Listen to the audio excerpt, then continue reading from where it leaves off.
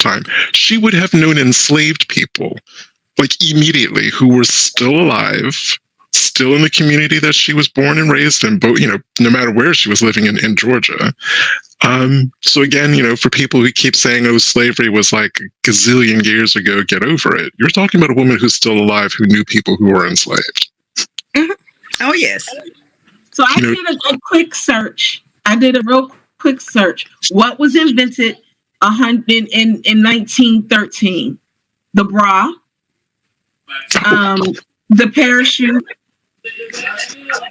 a windscreen wiper, the crossword puzzle, modern X-ray, okay, geological time scale, the Brillo pad. So cars were invented. Stainless steel, and that's it. Mm-hmm. That's where we are. Mm-hmm. Danya, I would like to comment, but that's one of the things I tried to show in the book. Some of the things that have been invented during her lifetime, over the decades. So I tried to show a little of that in the book also. Okay. And just again thinking about the progression in the medical field. I know that they weren't doing leeches back then, but they had just stopped in the 1800s. Just to see the real development in medical technology. Deborah Singleton. I'm going to build on what Deborah Singleton just said. So Deborah said she got to see the first Black president. Well, to put that into context, she grew up through Reconstruction. Oh, that would have been amazing to be able to ask her about the whole, oh no, that was Reconstruction still going on? Oh, she would have been born just after it ended. Right. Jim Crow. She was Jim Crow. She was Jim Crow, but her father would have remembered Reconstruction. So to go from that whole period into Jim Crow, into the civil rights movement, she saw it all. She just saw it all. Yeah, she saw a lot. Yes, she did. And she remembers a lot. That's what's so amazing about her. Her memory, her mentality is so sharp still. And to give you an example, we decided to take a trip to her adopted hometown of Lucille, Georgia. And she said about the church where she attended there. She said it's about 4 miles out of town. So I didn't know which direction to go. So we stopped and we asked a local person and they told us. And I decided to use the odometer to measure. Guess what? It was 4.1 miles from town. She knew it. She knew it. At that time, she was 107 or 108, but that's how sharp her memory was. But the thing that I really want to point out, because Yolanda Robinson said, per the 1880 census, we were Black. Yes, you're absolutely right. We were Black per the 1880 census, but even though the census was calling us Black, they were still using the term Negro. The term Negro was still being used. And even in 1880, they were still using the word colored. Exactly. Colored was still being placed on the death records. So certain things were still being used. She even used colored. Yes. She said the colored people went to vote over here. So these were the things that were still being used, even though legally there were certain terms that was being, that was brought up, that was being done. So she was around when all of those terms were being placed into the cycle. So I guess, what were some of the stories that you placed in the book that you felt gave this whole big wow factor that you felt like you should have been in a book? One of the things is that the big wow factor for me was that we've heard about lynching, and I had gone to the memorial over in Montgomery during this time, and I saw the number of lynchings around the state, and then I happened to ask her one day, did she ever witness one? And she actually saw one. Oh my God.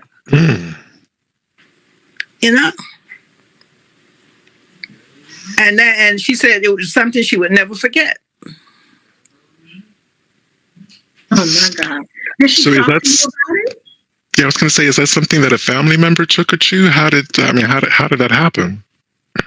Well, I guess people gathered after the incident, and he was still hanging from the tree. And I guess there were families, groups of families who gathered, and they didn't leave the children alone because it was in the vicinity. I guess I didn't get into the nitty gritty detail, but that's what I gathered from her, and that she was able to see the body hanging from the tree, and that the person actually spoke before he was hung. And that's in the book. It's in the book. It says what the person said. So I'm not going to give everything away. There's you get the book and read the book for see some of the comments. Yeah. Mm.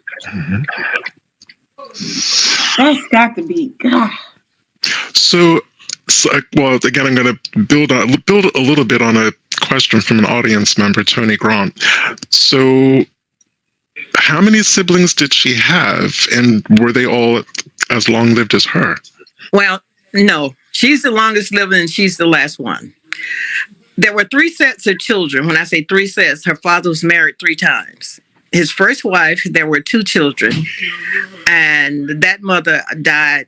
And she knew one of them. She didn't know the sister who was born to that first marriage because the deceased mother family took them and they just never interacted, from what I gathered. Then the next wife was the wife, Lula, who gave birth to Lucille and her sister, Carrie. Then Jake remarried again, and I think there were 6 or 7 kids born to the last wife. And even with all of them, Mother Shaizer is the only living one. And in the book, there's a little diagram to show this in the back of the book to try and show the family connections there. Mm-hmm. Wow. So I just did a quick search, and out of the 53 presidents, is it 53, 54 presidents of the United States? 46, isn't it? 46. Yeah. I'm thinking of states. Okay, y'all, don't charge my heart. I got a lot of stuff going on. So, out of the 40 plus presidents, she's been around 18 of them. Yes. Because the first one that she was around was Woodrow Wilson. Okay.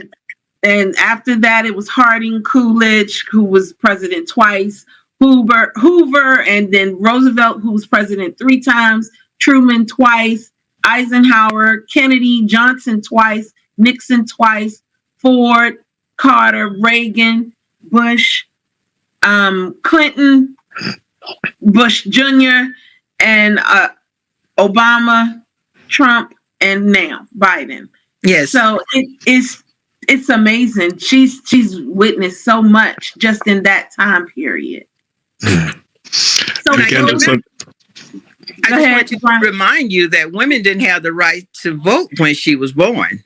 I was getting ready. That's exactly what I was getting ready to talk about. Voting. Yes. She remembers. Yeah. She remembers. And it's stated in the book, she remembers when she first voted and who assisted her in registering to vote. Mm. And again, I would have loved to hear her if she was aware of them or if her father even spoke about it, his experiences with voting. I'm not sure. We didn't talk a lot about that. Okay. But, of course, I should have realized that, again, it was just the way that you said it was just so casually stated. The colored folk go vote over there.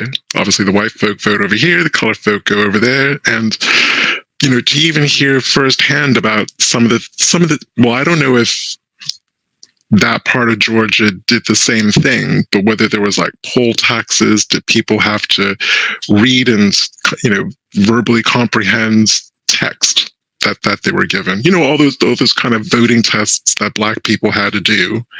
how many jelly beans were there in a jar, to see if her voting precinct did any of that kind of stuff. I'm not sure about that. I knew in some counties there were poll taxes, and but I'm not sure. I have not researched that specifically for Chris County. Mm-hmm. And again, sitting here thinking, she didn't have to take like any litmus tests or anything like that. We didn't discuss that, and I don't believe so at the time that she started voting. But I don't recall that right offhand. Okay. But also trying to get a sense of, I remember my great grandmothers and my grandmothers chatting about kind of how the family entertained themselves before TV. And again, they were all really poor, so they couldn't even afford a transistor radio. So, in my family, there's lots of singing and reading from books and all those kind of things, and a lot of music, to find out kind of how her family entertained themselves. She talks about that, that they visited with one another, and then they did a lot of talking about religious or spiritual matters, and that's one of the things I know. And then later on, radio came about, and they listened to a lot of radio. They huddled around the radio. And there was only one radio in the house, and there were, TV was something hadn't even been invented, so you didn't have TV, Wow. Yes. Wow. What my great grandmothers both loved calling the devil's box. Wow. They had very strong views about TV. Dee Turner, actually, I'm going to paraphrase a little bit about what she wrote. So basically, if Mother Shaizer's family wants to have these kind of oral family histories, they have the book to be able to read. But has she done any kind of vocal recordings, or has she done videos or interview things on digital format that her family can enjoy for future generations? Yes, she has.